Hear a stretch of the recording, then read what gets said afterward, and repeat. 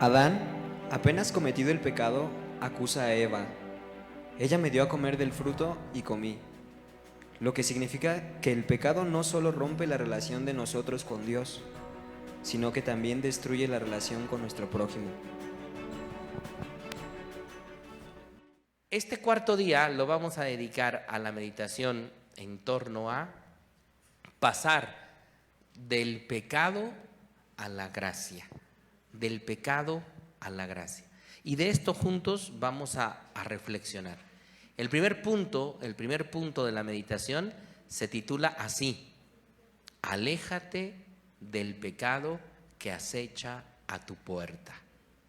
No sé si recuerdan el día de ayer que estuvimos reflexionando en torno al texto del Génesis y cómo Dios le dijo a Caín: ¿por qué andas con la cabeza gacha? ¿Por qué andas cabizbajo e irritado? Cuídate del pecado que acecha tu puerta. Cuídate del pecado que está alrededor de ti. Alguna otra expresión dirá: el diablo anda ahí como león rugiente alrededor de la presa, buscando a qué horas lo va a devorar. Así es el pecado en la vida de nosotros. Y quiero comenzar con esta expresión que dice la Biblia nos dice que el pecado, escuchen bien, es el acto en el que el hombre se opone conscientemente y deliberadamente a Dios. El pecado es una oposición a lo que Dios quiere para nosotros. ¿Qué le dijo Dios a Adán? No comas de ese fruto, no comas de ese fruto. ¿Y qué hizo Adán? ¿Qué hizo Adán? Comió del fruto. ¿En contra de quién fue Adán? En contra de la disposición que Dios le había ordenado. El Señor nos dice: no guardes rencor. ¿Y qué guardamos hasta en la alacena? El rencor, ahí lo tenemos. El enojo, ahí lo traemos, atorado. No guardes aquello que te hace daño. ¿Qué nos dicen los nutriólogos?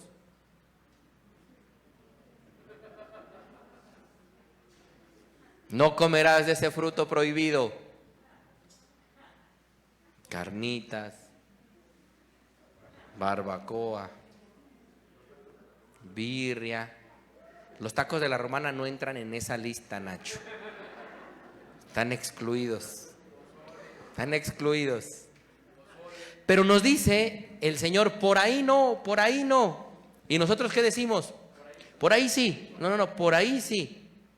El pecado entonces es la oposición abierta y deliberada y consciente a Dios, donde el hombre se opone al proyecto de Dios, violando sus mandamientos, sus preceptos. ¿Y cuál es el mandamiento de Dios? Que seamos felices. Y véannos a nosotros lo felices que somos.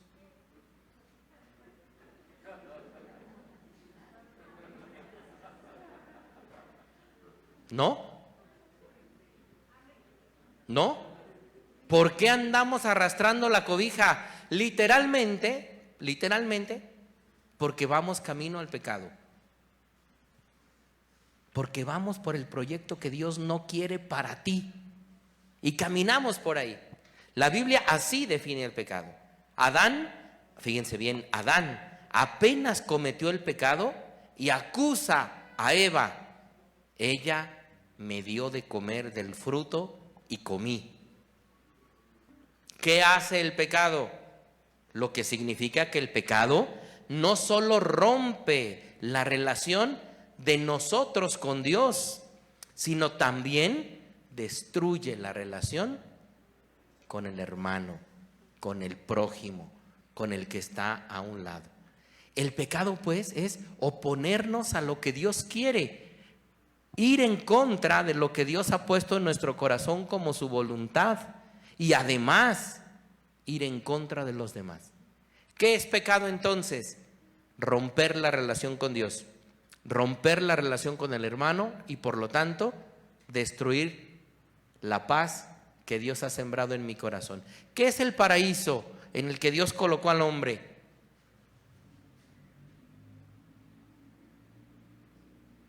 La amistad con Dios, la relación con Dios. Les voy a dejar de tarea a los que están allá en la transmisión, como a ustedes que están aquí presentes, lean hoy antes de dormir como penitencia, porque no los puedo confesar a todos, pero sí les puedo dejar penitencia, ¿no? Lean como penitencia los primeros 4 capítulos del Génesis, nada más los primeros 4. Y ahí van a encontrar esta narración del Génesis, donde Dios convivía con el hombre y dice, Dios bajaba y se encontraba con Adán todas las tardes y tenían un encuentro. Cuando Adán pecó, Dios bajó como siempre a buscar al hombre y no lo encontraba. Y dijo, ¿dónde está? ¿Dónde está? ¿Y qué dijo Adán?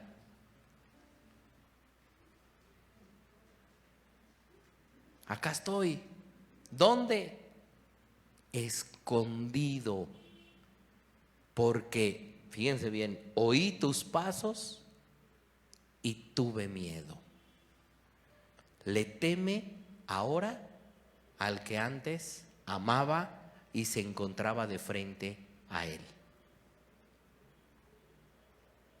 Piensen en su experiencia de vida cuando nos hemos encontrado abiertamente en pecado.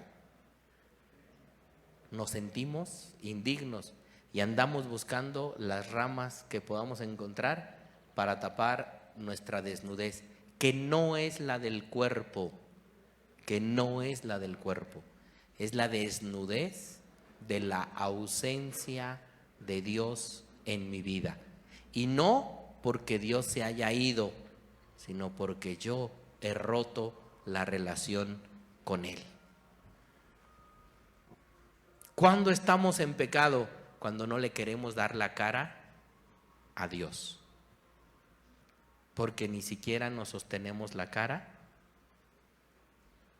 a nosotros mismos. Eso es el pecado, romper la relación con Dios, romper la relación con Dios. Santo Tomás de Aquino, un venerable hombre de la iglesia, dice que el pecado es una falta contra la razón humana. Todavía esto es mucho más duro porque dice, el pecado es un absurdo, es una tontería. Hoy diríamos en nuestro buen mexicano, el pecado es así, ¿no? ¿Por qué pecamos? Eso diría Santo Tomás, porque el pecado va en contra de la razón humana. Dice, es una falta a la verdad y la conciencia recta. Es faltar al amor de Dios y al prójimo. ¿Por qué razón? Por un apego perverso a ciertos bienes. ¿Qué vio Adán? Un fruto. ¿Y ese fruto cuál era? Que iba a ser como Dios. Lo engañaron y cayó. Pero el pecado es una decisión, no solo un engaño, una decisión. Nosotros somos los que optamos por ahí. Por eso la hija no se puede parar y decir, yo soy infeliz por tu culpa. No. Que cada quien asuma su propia responsabilidad. Adán, ¿qué hace? La mujer que tú me diste. ¿Y saben qué dijo la mujer? La serpiente que tú creaste. ¿A quién le estaban echando la culpa del pecado? ¿A Dios? ¿A Dios? ¿Y qué les dijo Dios? A Dios, pero del paraíso. Porque Él no era el responsable de esa decisión. Habían tomado una decisión porque Dios los había creado en libertad. Y alguien dice, ay, pero ¿por qué les puso ahí el árbol en medio? Los tentó. El que es, que así me dijeron hace rato, ¿no? Que el que es buey hasta que racoyunda lambe, ¿no? Bueno, si Dios te da la libertad, los dos caminos están ahí, hay que tomar elección, si no entonces no seríamos hombres libres, no seríamos hombres libres. Muchas veces decimos, porque hay hombres inclusive, y muchas veces lo decimos, de estos ha de haber muchos ahí en la transmisión, yo creo que ninguno aquí presencial. Vamos a ver, ¿no? Muchos dicen, yo no tengo pecado, yo no tengo pecado, soy una persona que no le hago daño a nadie. ¿Cómo dicen? No robo, no mato, no miento. Y como ya no se saben los demás mandamientos, dicen, no todo lo demás.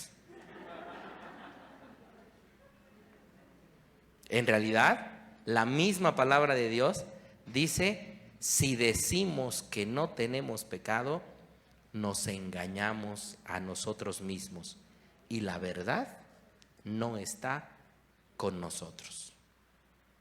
Hoy en la mañana me encontraba, les comparto hoy en la mañana que salí a caminar un ratito, ahí iba con mi sobrino, fuimos a caminar, me encontré una persona ahí de la comunidad, que no sé si está conectada, más bien yo creo que están desconectados. Tiene una hija que cuando yo recién llegué aquí a esta parroquia, estaba en el grupo de jóvenes y la he visto por ahí en el Face, porque ahora en el Face uno puede ver casi todo, ¿no? Entonces la vi por ahí que le está yendo muy bien, que está trabajando, muy contenta, con el novio y demás. Y hoy le mandé un recado con la mamá y le dije que dónde andaba, no les voy a decir el nombre, pero ¿dónde andaba? No, pues muy bien, trabajando, ya consiguió ahora trabajo por acá. Y le digo, dígale que se acuerde de Dios, porque el que le da la inteligencia y el trabajo que tiene es Dios. Y al que tiene olvidado en su vida es a Dios.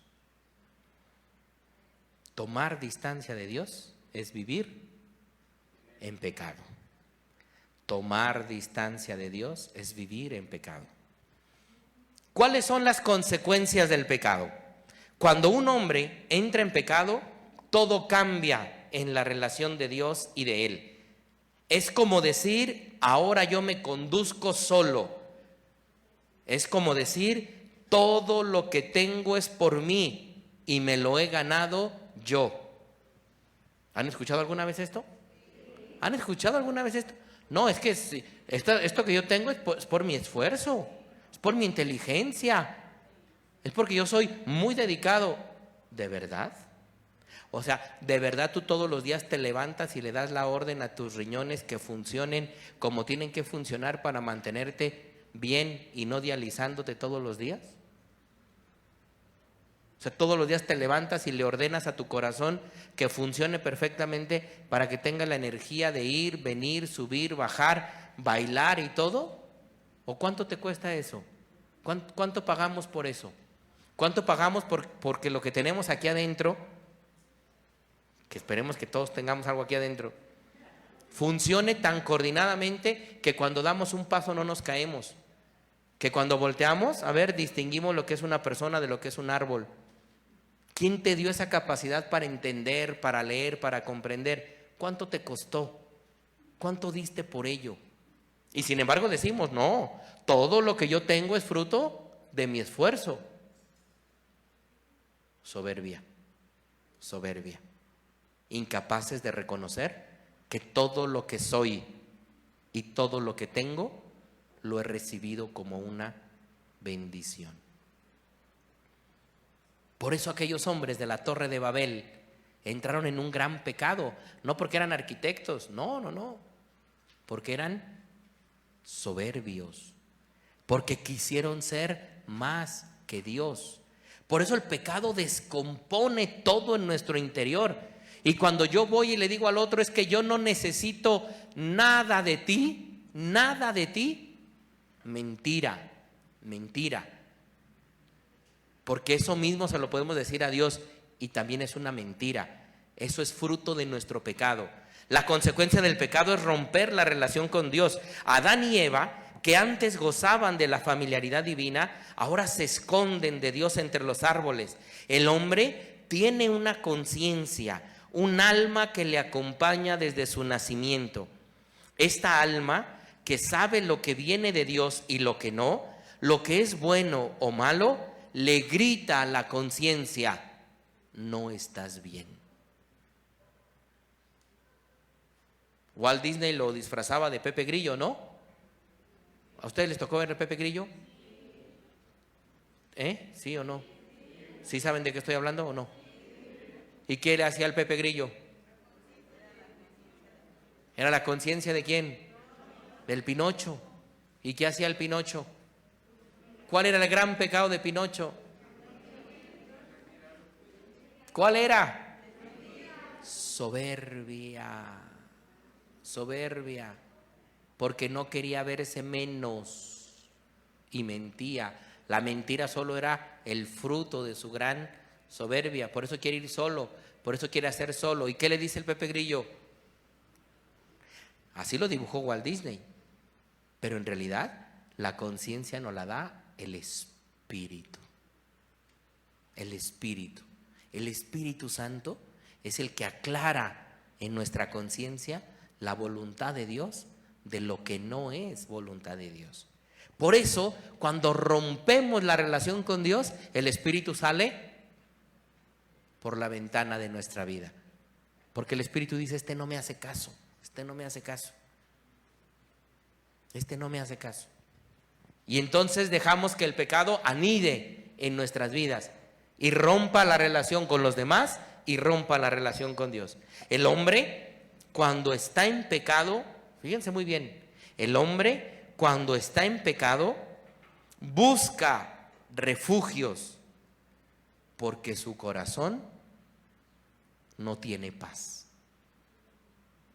¿Les ha pasado alguna vez? ¿Nos ha pasado alguna vez?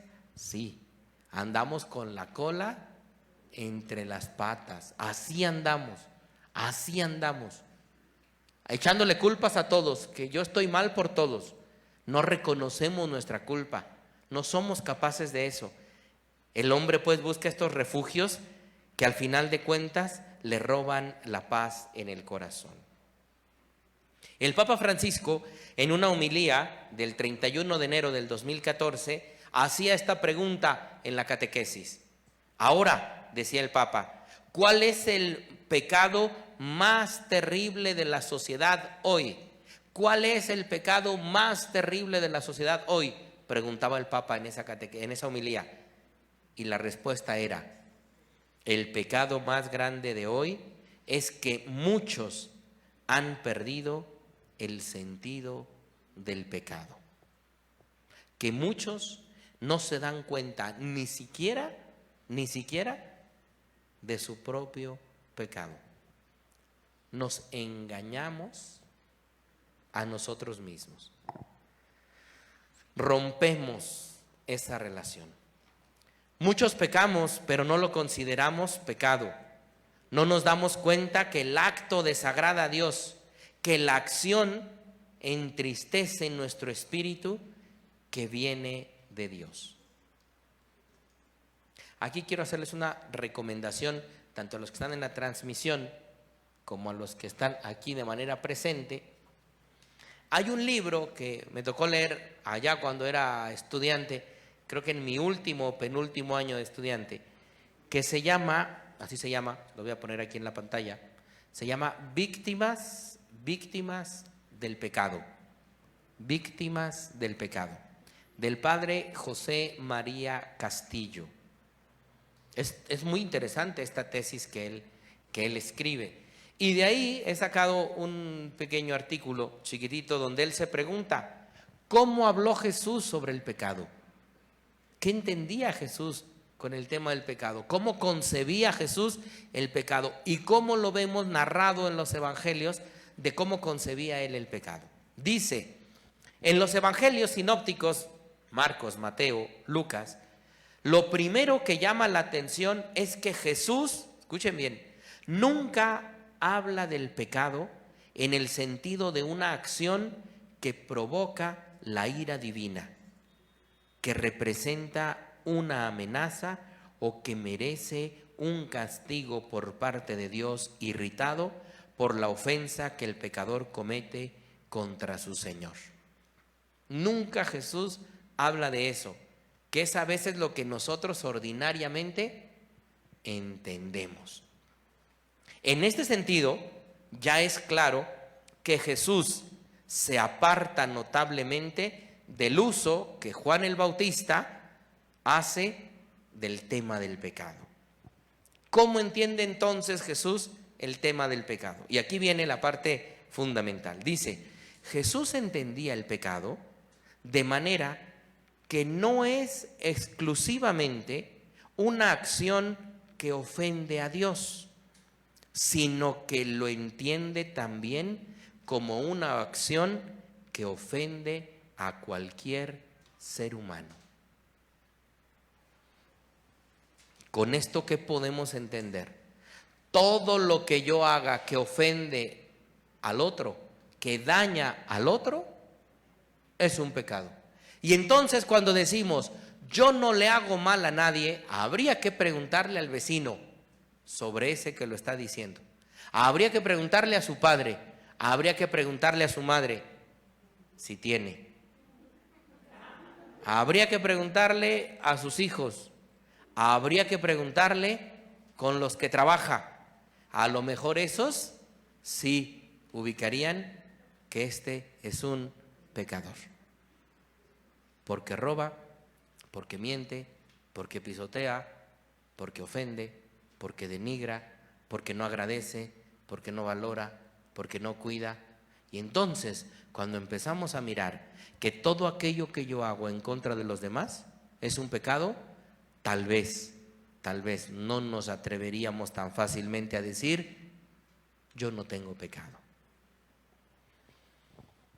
De esta manera, el Evangelio da pie para pensar que en la mentalidad de Jesús, la ofensa contra Dios y la ofensa contra el hermano están estrechamente vinculadas la una con la otra.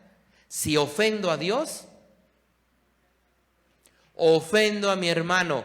Y si ofendo a mi hermano, ofendo a Dios. Ofendo a Dios. Esta íntima conexión entre lo que ofende a Dios y lo que ofende al prójimo aparece de manera más destacada en las dos redacciones del Padre Nuestro, la de Mateo y la de Lucas.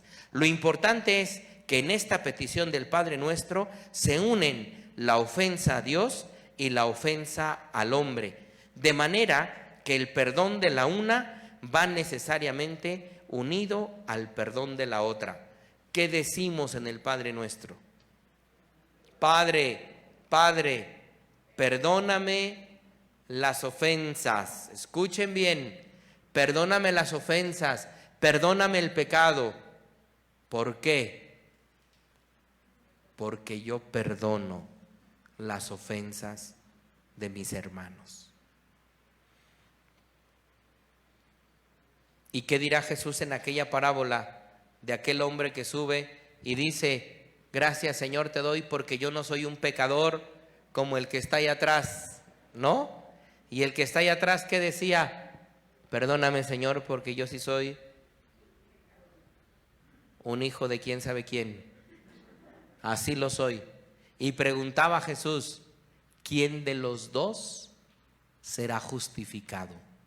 ¿Quién de los dos será justificado? ¿Quién de los dos será perdonado?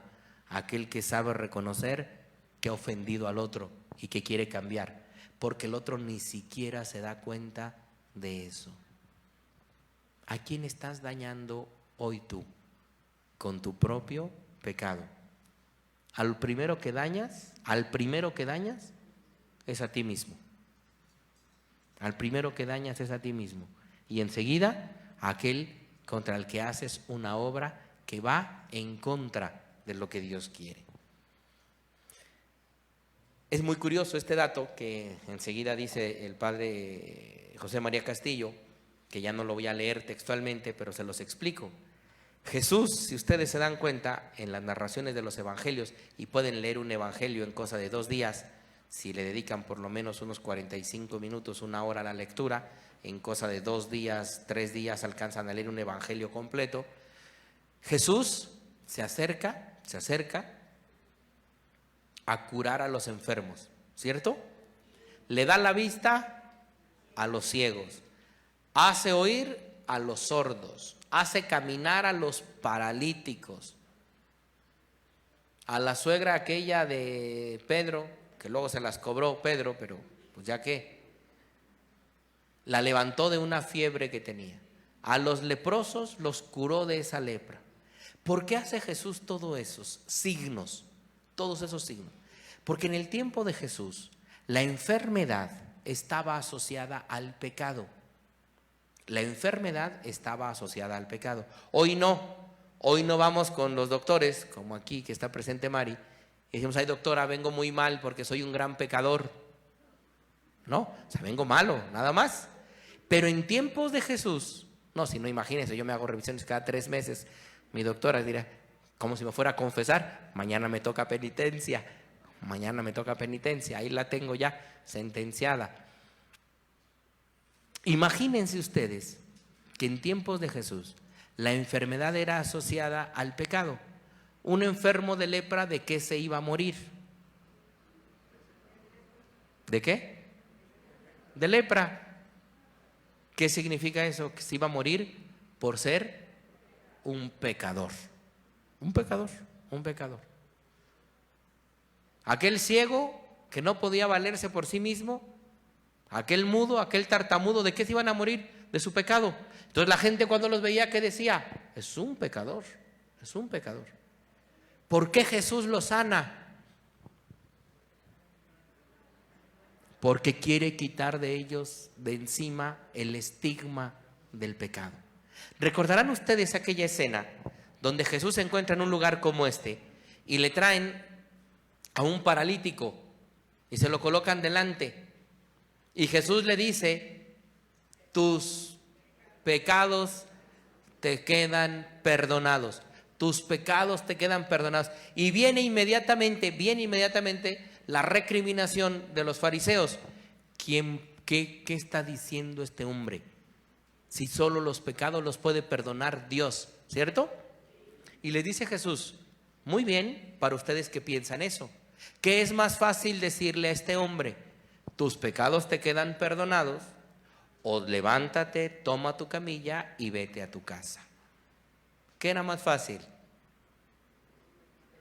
Ninguna de las dos. Porque decirle, tus pecados te quedan perdonados, iban a preguntar, claro, ¿cómo no? Sigue paralítico. ¿Qué es lo que Jesús hace? Lo levanta. Le quita realmente el pecado. ¿Cuántas veces nosotros hemos estado en la misma situación?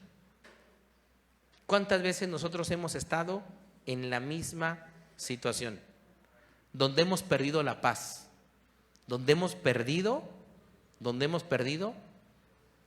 la amistad con Dios, donde traicionamos lo que Dios esperaba de nosotros, donde fuimos y actuamos en contra del otro, donde dijimos, yo no tengo pecado. Y sin embargo, en nuestra vida había tristeza, dolor, desesperación y deseos de dañar al que pudiéramos. Eso es estar en pecado. Eso es vivir lejos de la misericordia de Dios. Por eso yo quisiera preguntarles a los que están en la transmisión, antes de que nuestro hermano Víctor nos pueda compartir un poquito su experiencia, yo quisiera preguntarles a los que están en la transmisión y a los que están también aquí presentes, ¿en qué momento tú te experimentaste con falta de paz y te diste cuenta que era porque estabas en pecado? ¿En qué momento tú has experimentado esa pérdida de la paz en el corazón y te has dado cuenta que ha sido porque está tu vida en pecado? ¿En qué momentos? ¿En qué circunstancia has perdido tú la paz? Yo les pediría a los que están en la transmisión, a los que se encuentran también aquí presentes, que lo pensáramos por un momento, que pensáramos por un momento en qué momento nos hemos encontrado alejados de Dios, en qué momento hemos perdido la paz que Dios había colocado en nuestro corazón y que nosotros mismos la hemos arrebatado, la hemos roto, simple y sencillamente porque fuimos en contra de la voluntad de Dios y atentamos en contra de nuestros hermanos. Quiero darle la bienvenida a nuestro hermano Víctor, miembro de esta comunidad, que también durante este último tiempo ha vivido una situación complicada y el Señor, como a Pablo, lo tumbó del caballo otra vez, y lo volvió a traer a sus pies para que le dijera, como Tomás: Señor mío y Dios mío, déjame de andar, permíteme ya no andar cometiendo tantas de esas y déjame volver. Gracias, Víctor, por compartirnos. Lo escuchamos. Gracias, Padre. Buenas tardes, buenas noches. Hermanos, quiero hacer uso de lo que es la pregunta: ¿en qué momento me di cuenta de que estaba en pecado? Y realmente me siento, como dice el Padre, realmente me siento arrepentido, y sobre todo que hay miles de pecados que nos hacen caer. Realmente, haciendo alusión a uno de ellos, pues en mi caso, ese pecado es el pecado de tantos que hay, el pecado de omisión. El pecado de omisión, porque lo dice bien el Padre: si yo he pecado, y ese pecado me aleja de mis hermanos, me hace hacerlos sentir mal, me hace excluirlos, me hace no oírlos, creo es el pecado que yo tengo que reconocer, que lejos de hacerme un bien, me hacía un mal total. Me daba cuenta de que la gente, mis hermanos que están tanto presentes como los que me conocen, que me pedían, me decían, me hablaban, y cuántos de ellos me mandaban un mensaje de un saludo, un hola, y honestamente lo es el tema. Yo los ignoraba. Realmente me daba cuenta de que les hacía daño. ¿Por qué? Porque mi presencia se basa en tener a mis hermanos. Me decían: Víctor, tu sonrisa contagia. Muchas veces quería que mis hermanos me regalaran una sonrisa, aunque estuvieran sufriendo, aunque los viera yo mal. Definitivamente me doy cuenta de que sí. Nuevamente me tumbó del caballo Jesús, Papá Dios, y me doy cuenta de que al regresar, al verme aquí con ellos, al escuchar un hermano, y al recibir, ahorita que estamos en contingencia, en que ya es tan urgente tener un abrazo, ellos lo omitían y se acercaban y efusivamente me daban su muestra de cariño. Hermanos, de verdad es pedirle a Dios y reconocer que fue el momento en el que me di cuenta de que estaba cometiendo ese pecado de omisión, en el que no me estaba dejando guiar por Jesús, en el que Jesús me decía de una y otra forma y me daba la oportunidad de acercarme toda la vida a Él. Y saben, hermanos, escuché una canción. Antes de esa canción alguien me cuestionó y me dijo que qué era más fácil, huir que cambiar, que reconocer, que darme cuenta. Y no era ninguna de esas cosas, era esa parte en la que yo no me daba cuenta de que yo me apartaba, no quería. Y esa canción era, me olvidé de vivir. Y yo también me olvidé de tener a mis hermanos, de vivir. Pero me doy cuenta de que Jesús no te tumba.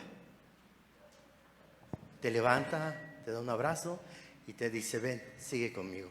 Y esas son una de tantas formas. Mis hermanos, muchas gracias.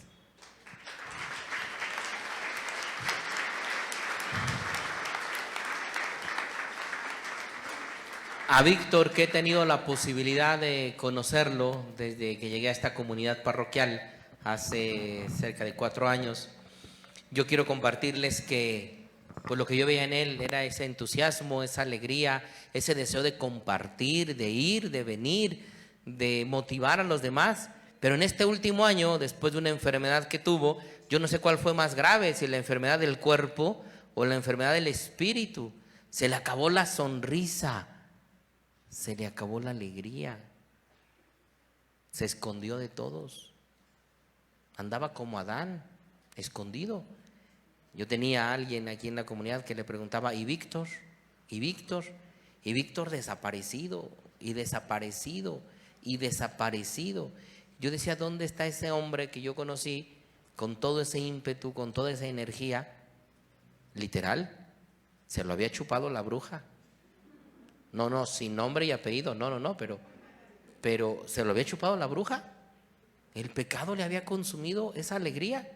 ¿Cuántas veces nosotros andamos así, arrastrando la existencia, tristes, cabizbajos?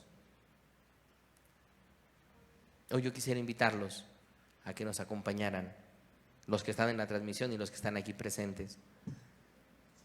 No puedo confesarlos en este momento a todos, no puedo confesarlos a todos, pero lo que sí podemos hacer es ponernos en la presencia de Dios y con mucha humildad mirar hacia adentro, mirar hacia adentro, mirar hacia la propia casa, mirar hacia el propio interior y darnos cuenta cuántas veces nos hemos escondido de Dios, cuántas veces como Adán nos hemos ido allá al fondo, a la oscuridad, a la vergüenza, al dolor, al sufrimiento, a escondernos porque nos vemos en pecado, porque hemos perdido la paz. Hoy le podemos decir a Jesús, Jesús, tómame nuevamente en tus manos, hazme nuevamente una criatura nueva y ayúdame a mí a reconocer cuando he estado lejos de ti, porque hoy quiero amarte más, servirte más. Reconocernos delante de Dios necesitados de su misericordia es reconocer que necesitamos algo que perdemos cuando pecamos, y eso se llama la gracia. Y es esta segunda parte que queremos invitarlos a meditar, y le agradezco mucho al Ministerio de Música que nos ayude. Miren, entonces esos jovencitos al final, a ver si al final de la transmisión por lo menos les regalan una toma a los que están en la transmisión para que los puedan ubicar. Agradecerles mucho a ellos que nos ayudan para que también estos momentos de oración puedan ser acompañados tan bellamente por la música y por el canto. Entonces, ¿qué hacemos para pasar a la gracia? ¿Qué es la gracia? Si ya un poco hablamos del tema del pecado, decía también un sacerdote, no podemos hablar tanto del pecado cuanto más tenemos que hablar de la gracia y de la salvación que Jesucristo nos trae. Y entonces este segundo punto de la meditación es aprender a mantenernos firmes en el camino de la gracia. Muy bien, si decíamos que el pecado es la ruptura de la relación con Dios, ¿qué será la gracia? La amistad con Dios, la amistad con Dios, el amor a Dios. ¿Qué nos manda el Señor como primer mandamiento? Ámame sobre todas las cosas, porque si tú haces eso, te encontrarás en la gracia. Y eso hará, fíjense muy bien, eso hará que ames todas las cosas en el lugar que le corresponden. Porque el pecado entonces es un desorden en el amor, mientras que la gracia es un orden en el amor. ¿Y a quién se ama sobre todas las cosas? A Dios. Porque si a Dios lo amamos de todo corazón, a los que tenemos a nuestro alrededor, también los vamos a amar como amamos a Dios, en su justo medio. Quiero ir al texto y voy a ir un poco más a prisa porque ya son las 8. Para los que están en la transmisión, ténganos un poco de paciencia. Y para los que están aquí, un doble de paciencia. Ahorita nos vamos a apurar, pero yo calculo que terminaremos en unos 20 minutos todavía. Por si alguien dejó encendida la estufa, llámele a los bomberos, ¿no? Voy al texto de la carta a los Romanos, en el capítulo 6. La carta a los Romanos en el capítulo 6. Es todo el texto del 6, desde los versículos, del versículo 3 al 23. Del 3 al 23. Voy al texto de Romanos. Dice Romanos: por el bautismo fuimos sepultados con Jesucristo en la muerte, para que así como Cristo resucitó de la muerte por la acción gloriosa del Padre, también nosotros llevemos una vida nueva.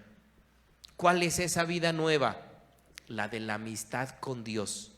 Y eso se llama gracia. Lo que nos ha traído Jesús a la vida es la gracia, la amistad con Dios, la relación con Dios, el amor a Dios. Y si entendemos que el pecado es la ruptura con Dios y con el hermano, la gracia será la amistad con Dios y la amistad con el hermano. La amistad con el que estoy cerca. Cuando estoy enemistado con el otro, estoy en pecado. Aunque el otro haya tenido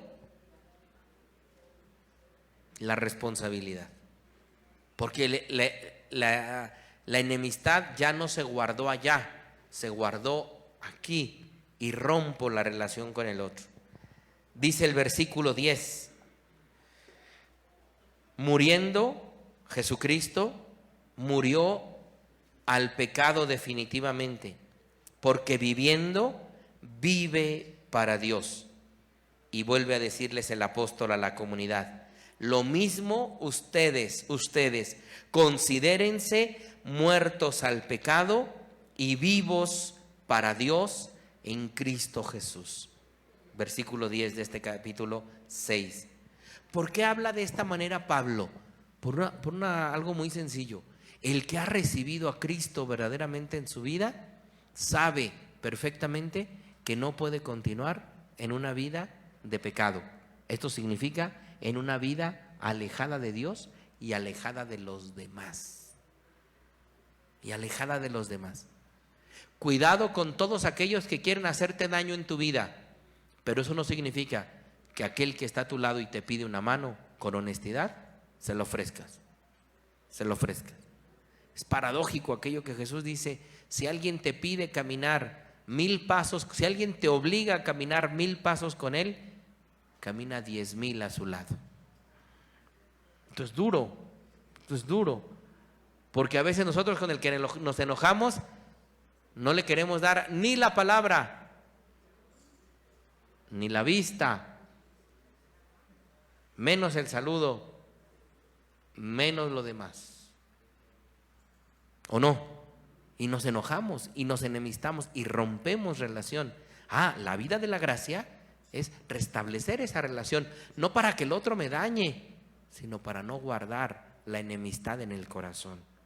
Por eso dice Pablo: considérense ustedes muertos al pecado y vivos para Dios en Cristo Jesús. Versículo 14, ¿qué dice? El pecado no tendrá dominio sobre ustedes, ya que ustedes no viven sometidos a la ley, sino a la gracia. ¿Y qué es la gracia? La amistad con Dios. ¿Quién ha venido a restablecer esas relaciones de amistad con Dios? Jesucristo. El signo de la cruz que tenemos en este altar y el signo de la cruz que nosotros conocemos perfectamente unen la tierra con el cielo. La cruz une la tierra con el cielo. Pero ¿quién está en la cruz? Jesús. Porque en realidad es Jesús el que une la tierra con el cielo. ¿Qué significa eso? Que nos saca del pecado para llevarnos a la amistad y a la relación con Dios. Es Jesús el que nos abre las puertas nuevamente triunfales de la amistad y la relación con Dios. Por eso Jesucristo nos viene a salvar y por eso decimos Jesús es nuestro Señor y nuestro Salvador. ¿De qué nos salva Jesús? Porque conocemos más de qué nos salva el de los trastes. ¿De qué lo salva el de los trastes? De la grasa, ¿no? Y lo saben la mayoría, pero les digo, ¿de qué nos salva Jesús? Y dicen, ¿será como el de los trastes? ¿De qué nos salva Jesús? Del pecado. Muy bien, ahí dejémosla, del pecado. ¿Y qué significa el pecado? Jesús nos salva de romper la relación con Dios. Jesús nos salva de romper la relación con el hermano. Jesús nos salva entonces del egoísmo, de la soberbia, de la venganza, del desprecio. De eso te salva Jesús. De que lo vivas y de que lo hagas. De que lo vivas y de que lo hagas. De eso te salva Jesús. De enconcharte en ti mismo. De vivir una vida de tristeza. De vivir una vida de depresión. Aquellos que están sumergidos en la depresión y nada más se la pasan llorando por el pasado que ya no existe. Están literalmente en una vida de pecado, mirando atrás como ¿quién? ¿Quién miró atrás así? Como la esposa de Lot, que no tiene nombre. ¿Verdad que no tiene nombre? ¿Por qué creen que no tiene nombre? Porque no tenía madre. Por eso no tiene nombre. Por eso no tiene nombre. Porque ¿en quién está representando? ¿A quién representa ella? A cualquiera que no tiene madre. Y rompe la relación con Dios y con su hermano. Mirando al pasado y diciendo, todos estos que me hicieron daño, ahora yo me lo voy a cobrar. Y ahí estamos, metidos a veces en esa enemistad. De todo eso Jesús nos viene a salvar. Porque cuando Jesús se instala en nuestro corazón, ¿qué provoca? Paz, amor, perdón, compasión, misericordia, bondad. Eso es lo que provoca Jesús. Eso es lo que provoca Jesús. Entonces tendríamos que preguntarnos, ¿qué estamos dando y qué estamos ofreciendo a los demás? ¿Pecado o gracia? ¿Pecado o gracia? ¿Qué estamos ofreciendo al otro? Versículo 17 dice, ustedes, y les habla Pablo en pasado, ustedes eran esclavos del pecado, pero gracias a Dios se han sometido de corazón a la doctrina de la fe que han recibido. Y libres del pecado, ahora se han hecho esclavos de la justicia, del amor, de la misericordia, de la bondad. ¿De quién somos esclavos? ¿Del pecado? No. Tendríamos que ser esclavos de la gracia, del amor, de la bondad.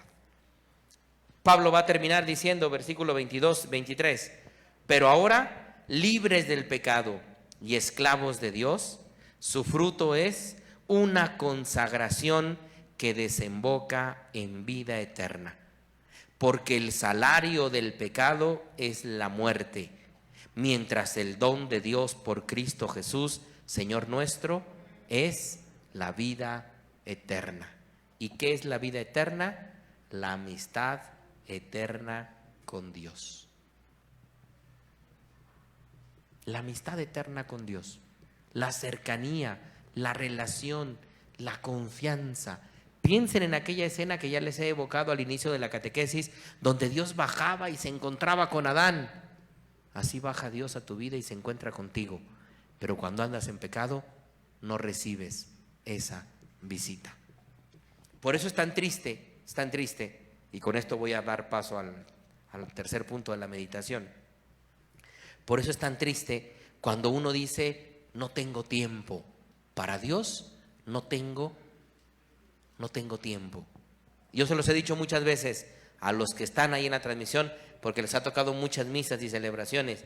Simplemente recuerda quién te dio el tiempo que tienes. ¿Quién te lo dio? ¿Quién te dio el tiempo que tienes? Pregunta para todos, pregunta para los que están en el chat, ahí me van a ayudar con alguna respuesta. Pregunta: ¿has sentido la gracia de Dios que te aleja del pecado?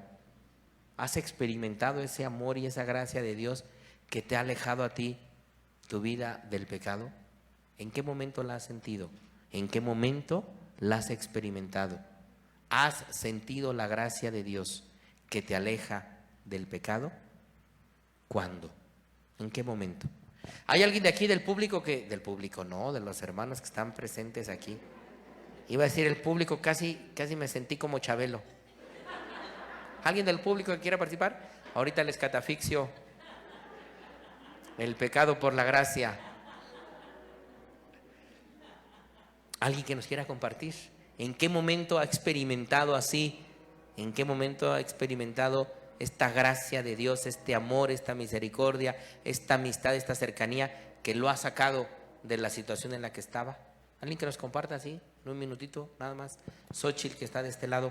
Mientras los que están allá en el chat nos ayudan con sus respuestas para tomar una o dos de las que están. Adelante. Sí, bueno, yo nada más comparto. Yo viví en un mundo de alcoholismo muchos años. Encontré a Dios en mi vida, escuchándolo por medio de usted y por medio del Padre Alfredo. Cuando empiezo a tener esta conversión, pude sentir la gracia de Dios. Ahora que mi mamá falleció, yo pensaba que iba a caer nuevamente en el alcoholismo y no me lo ha dejado. Él me ha puesto a muchas personas en el camino y por eso estoy aquí, Padre. Porque gracias a eso no he tomado ni una copa de alcohol para no sentirme sola. Los tengo a todos ustedes. Porque el pecado nos lleva a refugiarnos en algo que no nos va a llevar a la vida, sino a la muerte. Y entonces lo que Dios va poniendo alrededor de tu vida, Xochitl, es su gracia. Y su gracia la pone con los medios, con las personas, con los tiempos, con lo que muchos hermanos aquí de Tenayuca conocen como los medios de crecimiento: la oración, la vida sacramental, la caridad con los hermanos, las lecturas bíblicas, ¿no? La lectura de la palabra de Dios. Todos esos medios son gracia que Dios pone en nuestras manos para no ir a refugiarnos con el alcohol, con las drogas, con las adicciones, con la desesperanza, con la apatía, con el miedo, con la soledad, porque ahí nos refugiamos. Alguien más que nos comparta antes de tomar dos testimonios de los que están escribiendo, de los hermanos que están escribiendo. ¿Alguien más? Anímate de una vez, ya tienes la mano levantada. Sí, te he visto estos 2 días muy atenta. Adelante. Bueno, a mí en este momento siento que es donde tengo la gracia de Dios. Días atrás creo que estaba en el pecado por personas que me traicionaron y me refugié en estar sola, llorando, Y ahorita estos 2 días siento que tengo la gracia de Dios. Que Dios está contigo. Exacto. Es eso, porque la gracia de Dios es experimentar que en medio de tu sufrimiento y de tu soledad, Dios está contigo, que no te abandona, que no te deja. Y solamente necesita una puertita chiquitita abierta, así de chiquitita, porque por ahí pasa Dios, por ahí entra. Solo necesité estos 2 días para sentirme bien. Pues ahora tienes que abrirle no esa pequeña rendija abajo de la puerta, ahora le tienes que abrir la puerta y decirle, pasa, entra, porque eso es lo que Dios quiere, eso es lo que Dios quiere, pero esa es tu decisión. Muchas gracias. Alma, ahí atrás, ¿no? Alma, no, te vi que te estabas estirando. Muy bien, tengo aquí los hermanos que aquí hay muchos también que han compartido aquí. Dice, alguien decía por ahí, Aurora me parece que decía, 1000 veces hemos sentido que Dios nos jala del pecado a la misericordia. Lorena dice, Dios perdonó mi soberbia, mi arrogancia, la ira, el rencor, el coraje de querer vengarme de quién o de quienes me han hecho daño. Si me ayudan ahí con el micrófono, Sagni, ahí el micrófono, y puedes ayudarme a leer algunas de las que tú ya viste, también te lo voy a agradecer. De la tranquilidad, de la desesperanza, alguien dice por ahí. ¿Alguien más, Sagni? Sí, Claudia Rayón. Claro que sí he sentido cuando Dios me aleja del pecado. Cada vez que voy a decir o hacer algo que va a ofender, Él con su gracia me hace callar y no hacer lo que no es agradable a sus ojos. 2 más. Apolinaria Sevilla. Cuando confieso mis pecados me siento renovada, en paz, perdonada y amada por Dios. Y también cuando estoy en amistad con mi prójimo puedo colaborar con alguna necesidad. Mónica Laura Quirós nos dice que cuando perdió a su primer hijo y también experimentó esa gracia cuando Dios la premió con otros 2 hijos más.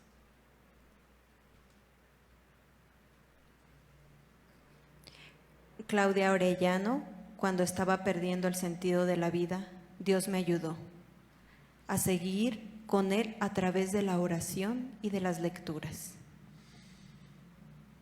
Irma, que te extrañamos mucho por acá en la comunidad, dice, sí, yo me siento hoy, ya no siento envidia ni enojo porque se quedaron con la casa de mis padres y Él me dio esperanza, confianza en que Él es mi Padre y estoy bien bajo su cobijo. La casa ahí se va a quedar, como el ladrillo de ayer, ¿se acuerdan? Peleándose por un ladrillo, familias matándose por una casa.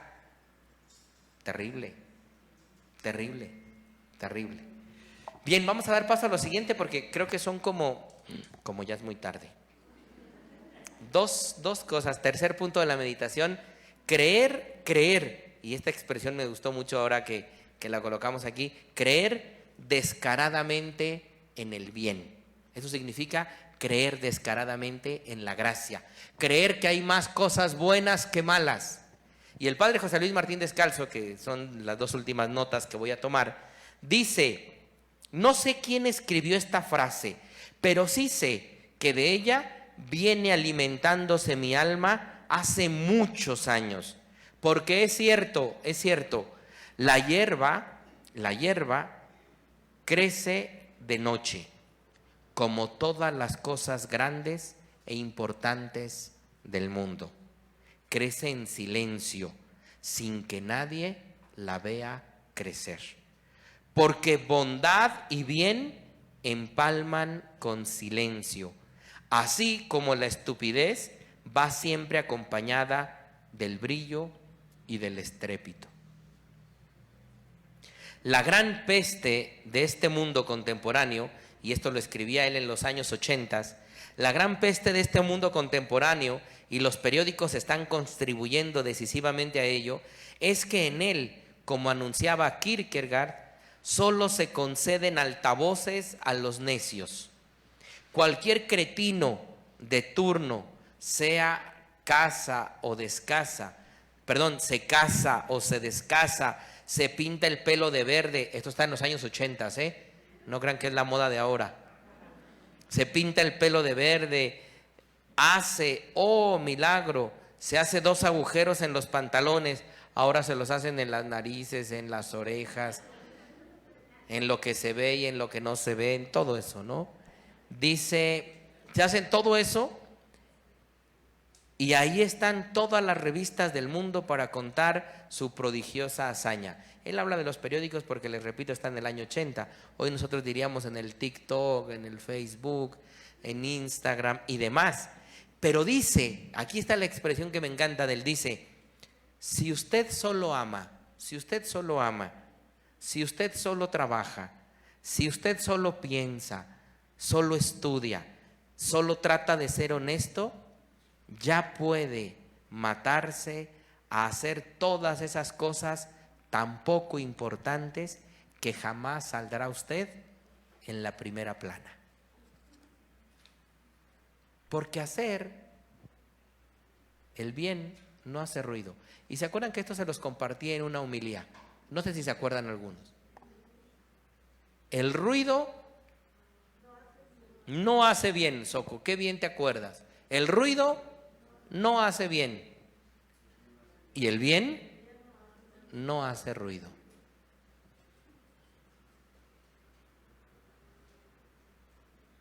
Mi Pepe Grillo. Está bien, ya voy a terminar. Dice, quiero leerles para terminar una historia que a mí me encanta y me encantó desde que la conocí. Y la grabé en un audio y en un video que por ahí está en la parroquia de Cristo Rey. Se llama Detrás de las estrellas, porque yo le apuesto a esto. Yo sí creo descaradamente que hay más bien en este mundo que mal. Hay más bien en este mundo que mal. Y podemos hacerlo, y a eso estamos llamados. Eso significa vivir en la gracia. Vivir en la gracia es hacer todo el bien posible. Y se los he dicho de una y de muchas formas. Cuando ustedes se despierten en la mañana, no digan, ay, qué flojera, como algunos dicen. ¿No? Digan más bien, hoy, ¿qué me toca hacer? Pregúntense eso. Hoy, ¿qué me toca hacer? Y no cometan el error de voltear a ver el celular o la agenda para ver sus pendientes. La respuesta ustedes la tienen ahí mismo. Hoy me toca hacer el bien. ¿Qué me toca hacer hoy? Hacer el bien. ¿Y eso qué significa? Vivir en la gracia. Eso significa vivir en la gracia. Hacer todo el bien que puedas. Te puedes equivocar en el día, te puedes salir mal, te puedes enojar, te puedes tropezar, te puedes pelear hasta con el del tráfico, pero ya, no lo sigas. Ya no le recuerdes el árbol genealógico, ya. No le des el cerrón, ya. Haz todo el bien que puedas. Se llama Detrás de las estrellas. Detrás de las estrellas, y con este artículo vamos a terminar y a terminar después con él con un canto muy bonito que yo los invitaría a que fuera como el compromiso del día de hoy. Dice, el padre Bruckberger ha contado la historia que un día le contó un amigo judío. Era un recuerdo de su infancia. Cuando tenía 4 o 5 años, formaba parte de una tribu que vivía en el desierto en tiendas de campaña. Una noche, cuando ese pequeño dormía junto a la vieja que le cuidaba, de pronto, apremiado por una necesidad natural que pasa en la noche, el niño salió de la tienda y se sintió maravillado ante el cielo plagado de estrellas que nunca antes había visto. Era una noche de verano y un silencio terrible lo llenaba todo. De pronto, al niño le pareció que aquella era la noche más hermosa desde la creación del mundo, tal vez porque era la primera que realmente veía. Se sentía como dentro de una gran cuna y todo era tan sereno, tan apacible. bajo el brillo de millares de estrellas, que se diría que aquella gran armonía estaba anunciando algo. Le pareció que aquella hermosura no podía terminar allá, que aquello estaba preparado para algo, para alguien. ¿Iba tal vez a venir el anunciado a los profetas? Entonces corrió emocionado hacia la tienda y gritó a la vieja que le acompañaba: ven, ven a verlo.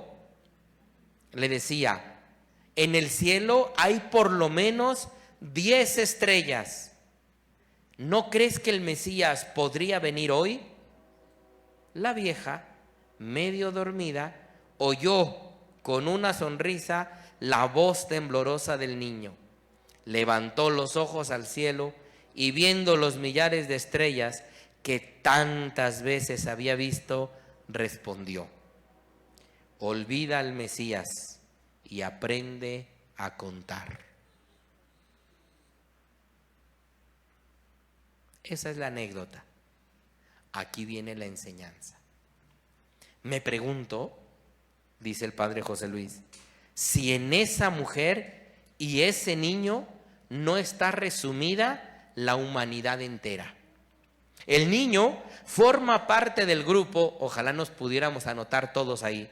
El niño forma parte del grupo, pequeño grupo, de los que esperan algo, de los que saben que detrás de la realidad hay otra realidad más profunda y hermosa, de los que están seguros que la belleza del mundo esconde mayores secretos, de los que se atreven a creer en la posibilidad de la utopía, de los que no se quedan atrapados en lo que ven sus ojos y quieren ir más allá, más allá. La vieja es la mayoría de la humanidad. Creen que han visto todo y en lo que ven nunca saben descubrir lo que puede haber detrás. Se ríen incluso de los soñadores.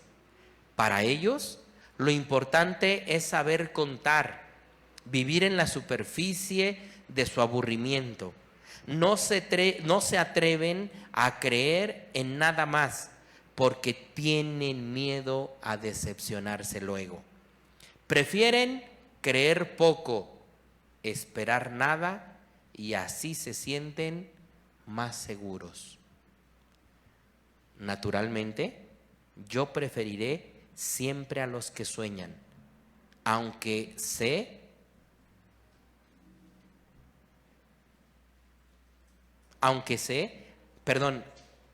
estos apuesten por la utopía, aunque luego se queden a medio camino.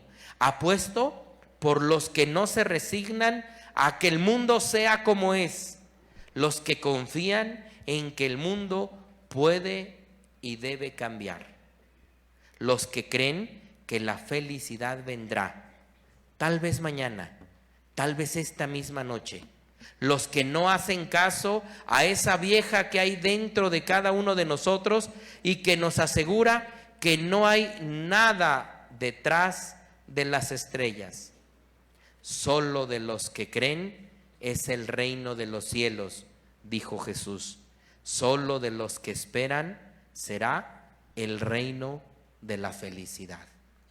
Solo de los que están en la gracia podemos confiarnos, porque tal vez los que están en el pecado solo ven desconfianza, tristeza, amenaza, amargura y dolor. Tenemos que aprender a ver detrás de esas estrellas y a creer apasionadamente en que el bien es infinitamente mayor que el mal, pero no afuera. ¿Saben dónde? Adentro. Así lo dijo el apóstol Pablo: donde abundó el pecado, sobreabundó la gracia y la misericordia de Dios. Si bien podemos ser unos desgraciados, también podemos ser unos hombres y mujeres con la gracia de Dios.